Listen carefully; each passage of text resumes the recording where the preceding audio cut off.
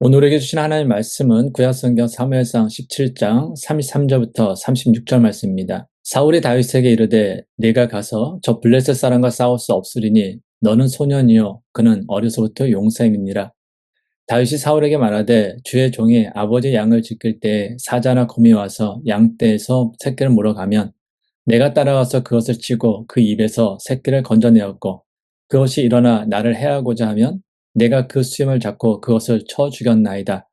주의 종이 사자와 곰도 쳤은즉 살아계신 하나님의 군대를 모욕한 이 할례 받지 않은 블레셋 사람이리이까 그가 그 짐승의 하나와 같이 되리이다. 아멘. 우리들이 인생을 살아가다 보면 누구나 커다란 장애물에 부딪히기 마련입니다. 예기치 않은 실패, 또한 질병, 경제적 어려움, 관계 갈등 등 그 장애물은 참으로 다양한 모습으로 우리 앞에 나타납니다. 이런 장애물은 우리를 좌절하게 하기도 하고 때로는 도망가고 싶은 유혹을 주기도 합니다. 그런데 진정한 성장은 그 장애물을 피하지 않고 정면으로 마주할 때 이루어집니다. 피하지 않는 삶이야말로 우리를 더 강하게 만들고 더 깊은 깨달음과 성취를 가져다 줍니다. 우리는 이러한 모습을 성경에 나오는 다윗을 통해 보게 됩니다. 블레셋은 이스라엘이 가나안에 정착했을 때부터 계속해서 이스라엘을 괴롭히는 적이었습니다. 특히 이스라엘의 초대 왕인 사울 왕 때에는 이스라엘 군대와 블레셋 군대의 전투는 계속되었습니다. 그런데 오늘의 전투에는 교회를 다니는 사람들뿐만 아니라 교회를 다니지 않는 사람들에게도 너무나 유명한 거인 골리앗이라는 사람이 등장합니다. 성경은 골리앗의 외모에 대하여 다음과 같이 구체적으로 설명합니다. 사무엘상 17장 4절부터 7절입니다.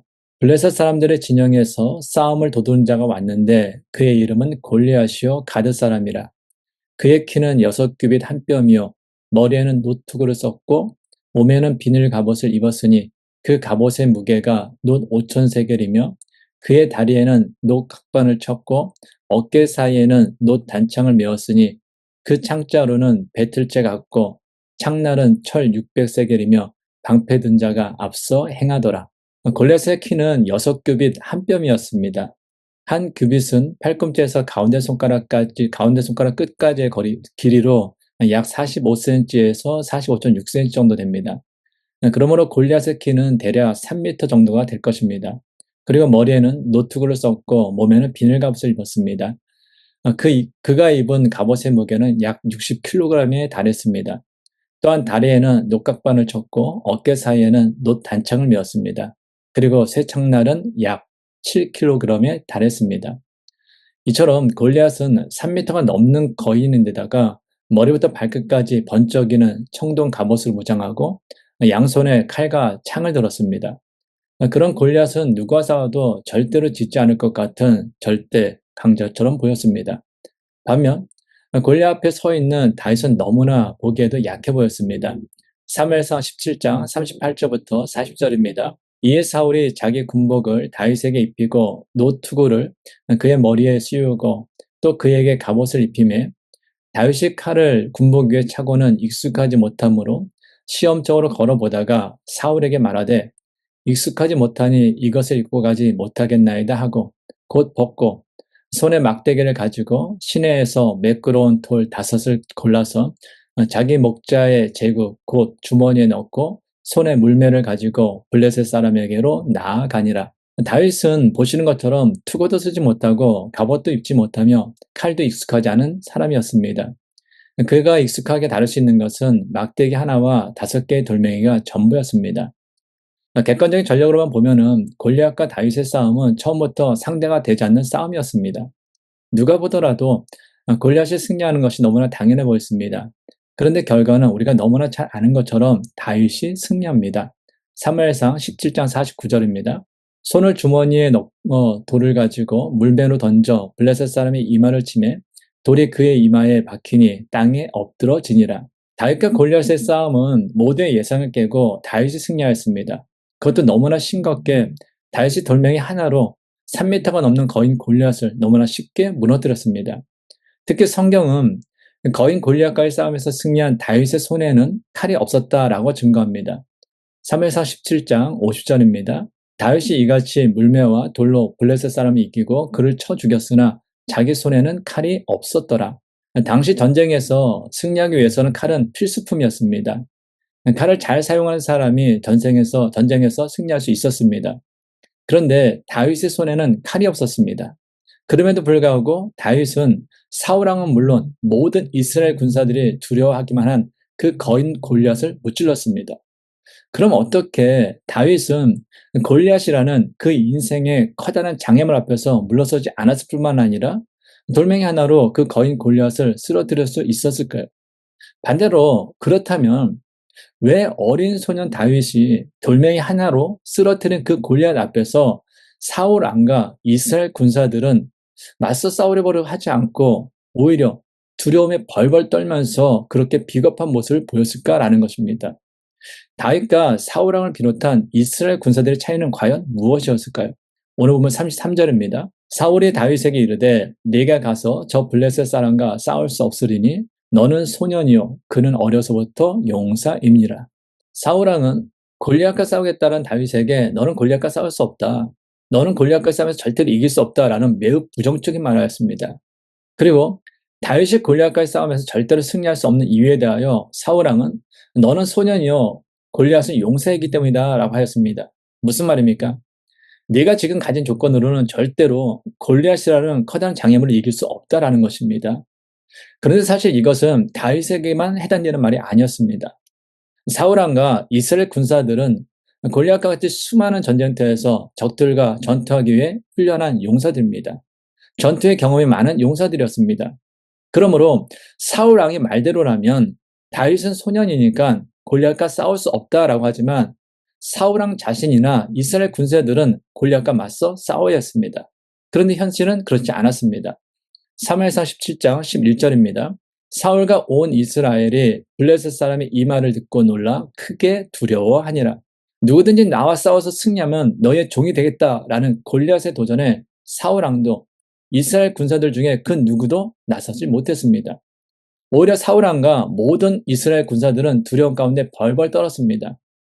사울 왕은 다윗에게 너는 소년이고 골리앗은 용사이기 때문에 싸울 수 없다. 절대로 승리할 수 없다라고 하였지만 실제로 그 말은 자신과 이스라엘 군사들을 향하여 하는 말이었습니다. 나와 모든 이스라엘 군사들은 소년이고 골리앗은 용사이기 때문에 우리는 절대로 골리앗과 싸워 이길 수 없다. 골리앗이라는 커다란 장애물을 결코 넘어갈 수 없다라는 패배의식이 이미 사울 왕을 비롯한 모든 이스라엘 군사들의 마음을 지배하고 있었던 것입니다.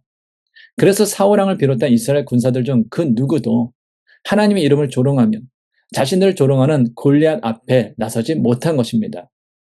그러나 다윗은 그들과 달랐습니다. 그는 자기 자신에 대하여 골리앗을 이길 수 없는 어린 소년이라고 절대로 생각하지 않았습니다. 오늘 보면 34절부터 36절입니다.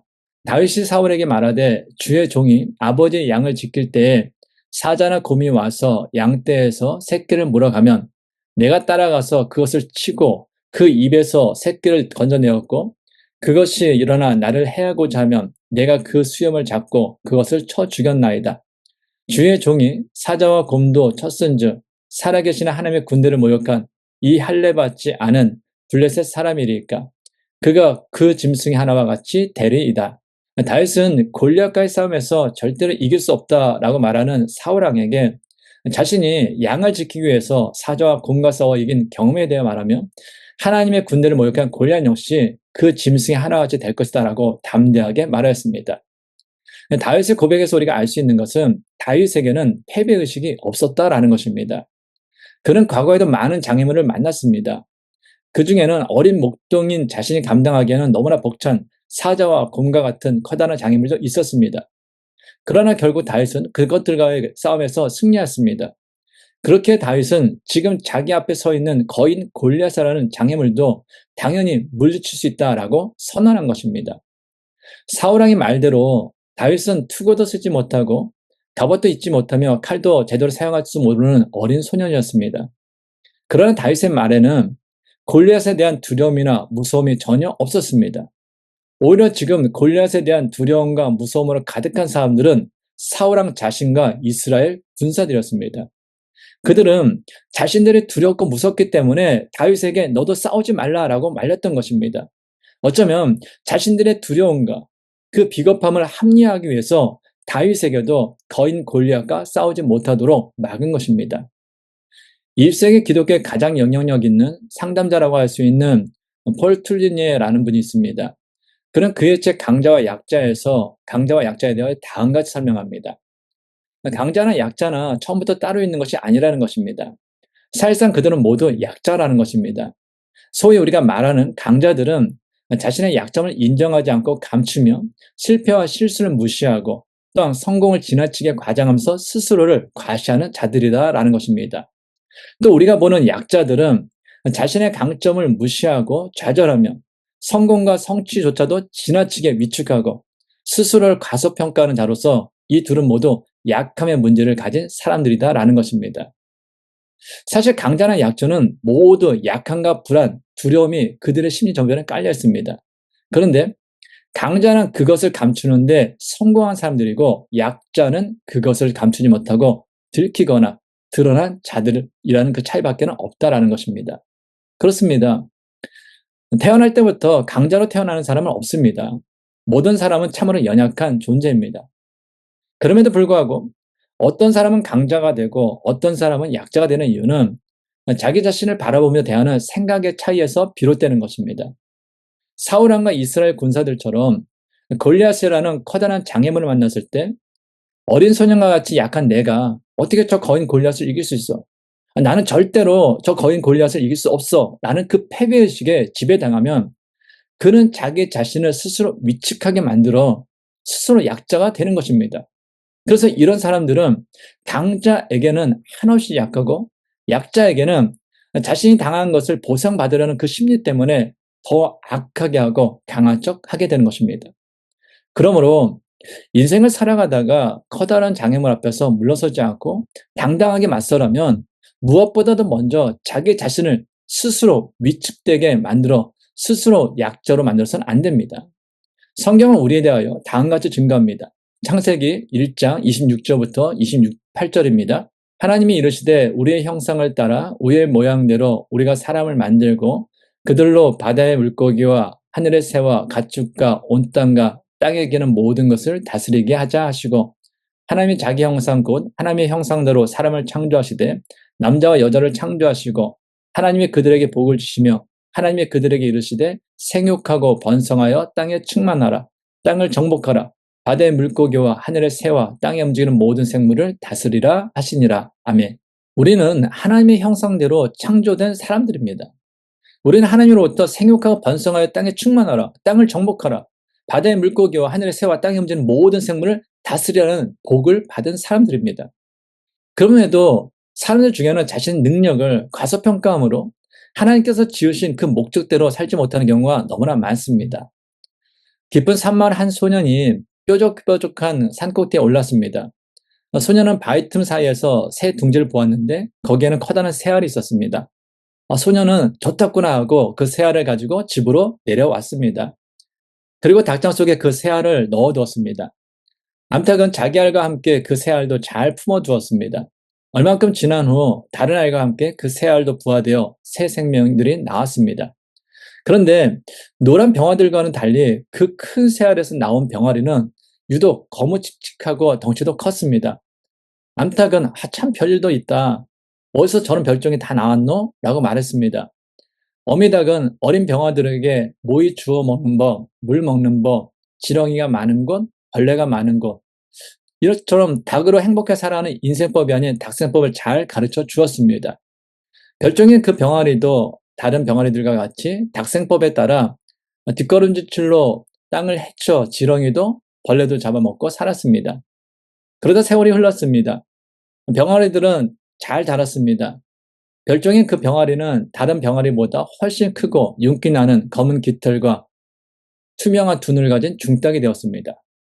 그러던 어느 날 파란 하늘 위에 이제껏 못 보던 커다란 새 한 마리가 웅장한 날개짓으로 공중에 큰 원을 그리며 날고 있었습니다. 어미닭은 새끼 닭들을 불러 모으고 얘들아 저기 저 하늘을 나는 새를 좀 봐라. 저 새는 새 중에 왕신 독수리란다.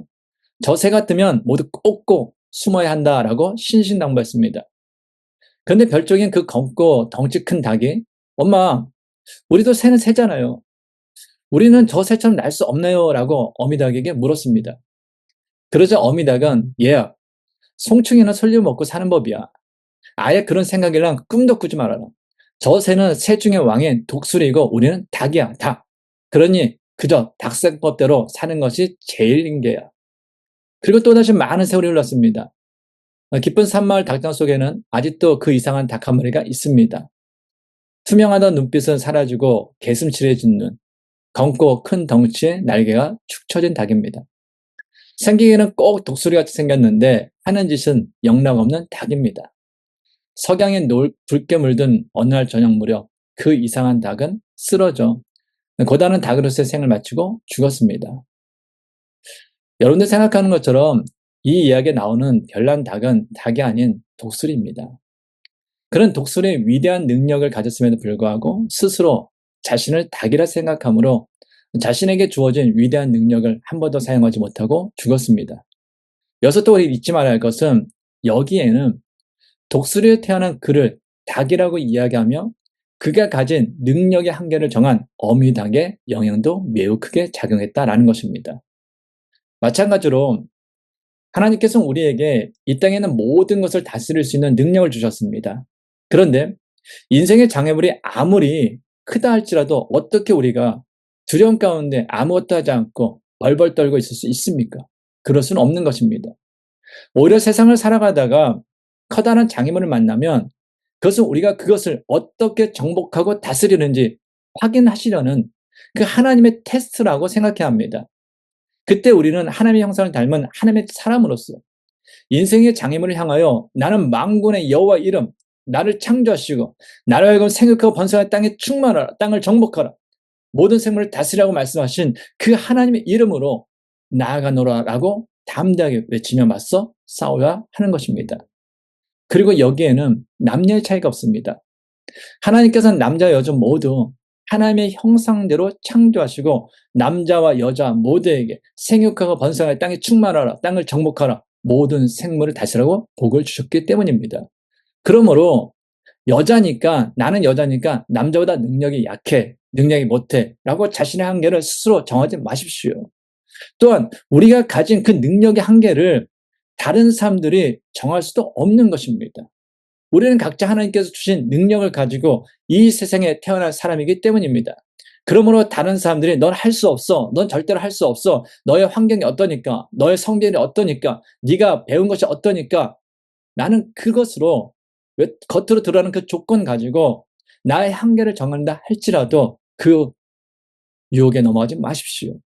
여러분은 모두 하나님의 형상대로 창조된 위대한 하나님의 사람이기 때문입니다.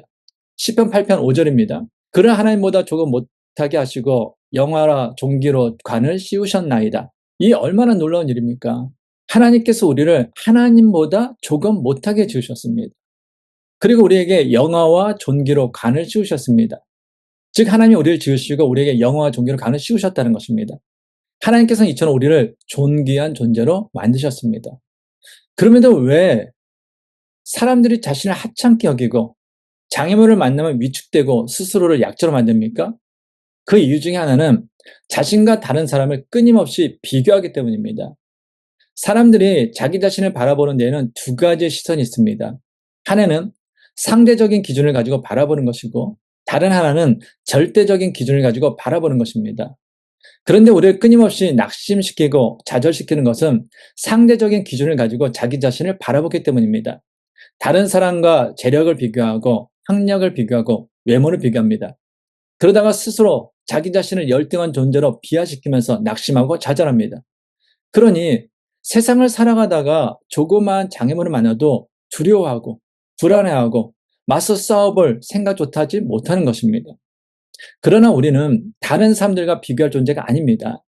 하나님께서 우리를 영화롭고 존귀하신 하나님을 닮은 존재로 만드셨기 때문입니다. 우리는 하나님을 닮은 사람입니다. 우리는 하나님께서 영화롭고 존귀한 존재로 만드신 사람입니다. 그러므로 우리는 세상을 살아가다가 물질의 장애물, 질병의 장애물, 관계의 장애물 등 그 어떤 장애물을 만나도 자기 자신을 다른 사람과 비교하여 열등감에 빠지거나 낙심하거나 좌절해서는 안 됩니다. 하나님께서 나를 존귀히 대하신 것처럼 우리 역시 자기 자신을 존귀히 대하며 인생 가운데 만난 그 장애물을 향하여 당당하게 나아가야 합니다. 또한 우리가 세상을 살아가다가 만난 커다란 장애물 앞에서 물러서지 않는 사람이 되려면 약점은 인정하고 강점은 발전시키는 삶이 되어야 합니다. 많은 사람들은 커다란 장애물을 만나면 그것과 맞서 싸우기 위하여 자신의 약점을 보완하려고 합니다. 예를 들어 다윗 같은 소년이라면 거인 골리앗같이 되기 위해서 운동을 하여 근육을 키우고 식스팩을 만들려고 합니다. 또한 칼과 창을 잘 쓰기 위해서 훈련합니다. 반대로 골리앗 같은 사람은 다윗과 같이 돌을 물매에 던져 멀리 있는 목표물도 맞추는 훈련합니다. 물론 내게 있는 약점을 보호하는 것도 필요합니다.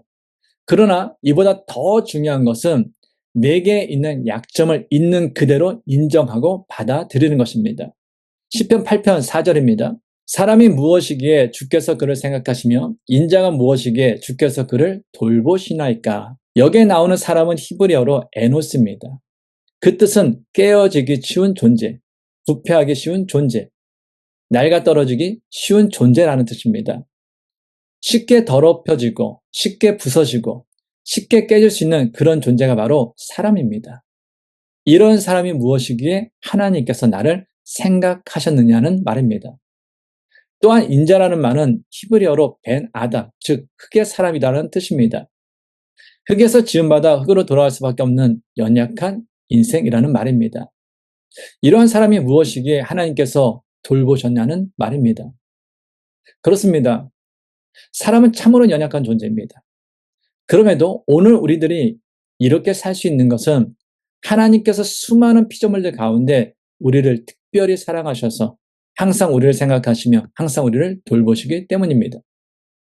그럼에도 사람들 중에는 마치 자신이 대단한 능력과 지혜와 지식을 가진 것처럼 자기 자신을 과대평가하는 사람들이 있습니다.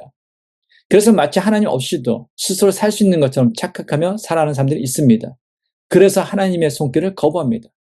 하나님의 돌보심이 없어도 자신이 가진 힘과 능력으로 충분히 살 수 있다라고 하나님의 돌보심을 거부하는 것입니다.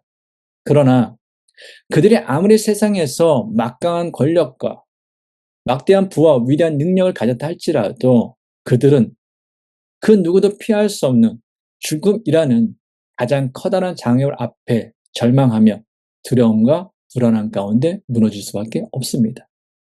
그러나 자신의 연약함을 인정하는 사람, 그래서 부활이요 생명이신 주님을 믿고 의지하며 살아가는 사람은 죽음이라는 커다란 장애물 앞에서도 당당하며 출생이 인생의 일부분인 것처럼 죽음 역시 인생의 일부분임을 받아들이므로 예수 그리스도 안에서 부활의 영광을 누리며 그들은 살아갈 수 있는 것입니다. 그러므로 우리는 내게 있는 약점은 있는 그대로 인정하고 우리가 가진 강점에 집중하여 발전시켜야 합니다. 다윗은 골리앗과의 싸움에서 승리하기 위해 몸에 맞지 않는 투구나 갑옷을 입지 않았습니다. 사용할 줄 모르는 칼과 창도 들지 않았습니다. 그는 자신의 작은 체구와 칼과 창을 다룰 줄 모르는 그 약점은 있는 그대로 인정했습니다.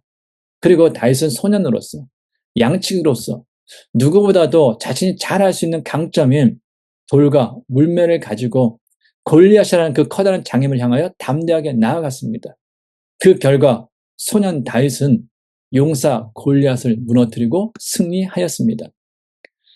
이 세상에 완벽한 환경, 완벽한 조건 가운데 태어나고 살아가는 사람은 없습니다. 누구에게나 인정하고 싶지 않은 약점이 있습니다.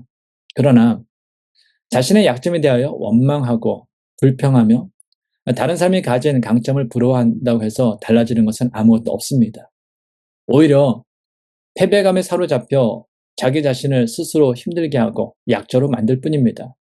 그러므로 나를 만드신 하나님을 믿는다면 하나님께서 내 인생 가운데 허락하신 그 상황에 대해서도 있는 그대로 인정하고 받아들일 수 있어야 합니다.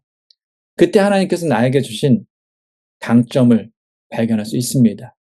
그리고 나에게 있는 그 강점, 장점을 발전시켜 나갈 때 하나님께서는 우리를 세상의 그 어느 골리앗 앞에서도 당당히 맞서 싸워 승리하는 다윗이 되도록 하실 것입니다. 장애물은 우리의 길을 막는 것이 아니라 더 나은 길을 제시해주는 기회임을 기억해야 합니다. 그 길 끝에서 기다리고 있는 하나님의 계획을 믿고 우리는 어떤 장애물에 대해서도 앞으로 당당하게 나아가야 할 것입니다. 하나님 아버지, 많은 사람들이 세상을 살아가다가 골리앗이라는 커다란 장애물을 만나면 두려움과 절망 가운데 주저앉습니다. 스스로 위축되고 스스로를 하찮게 여기며 스스로 약자가 되고 맙니다. 그러나 저희는 하나님의 형상을 따라 창조된 사람들입니다. 저희는 생육하고 번성하여 땅에 충만하라, 땅을 정복하라, 모든 생물을 다스리라는 하나님의 복을 받은 사람들입니다. 그러므로 약점은 인정하되 하나님께서 주신 강점은 발전시키며 항상 함께 하시는 하나님을 믿고 의지함으로 세상을 살아가다가 골리앗과 같은 커다란 장애물을 만나도 물러서지 않고 당당하게 맞서 싸워 승리하는 인생이 되게 하옵소서. 이제 우리 주 예수 그리스도의 은혜와 하나님의 크신 사랑과 성령님의 교통하심이 하나님의 형상을 따라 창조된 하나님의 사람으로서 세상을 살아가다가 골리앗과 같은 커다란 장애물을 만나도 물러서지 않고 항상 함께 하신 하나님을 믿고 의지하며 당당하게 맞서 싸워 승리하는 인생이 되길 원하는 모든 하나님의 사람들 위해 이제부터 영원까지 함께 하시기를 간절히 축원하옵나이다. 아멘.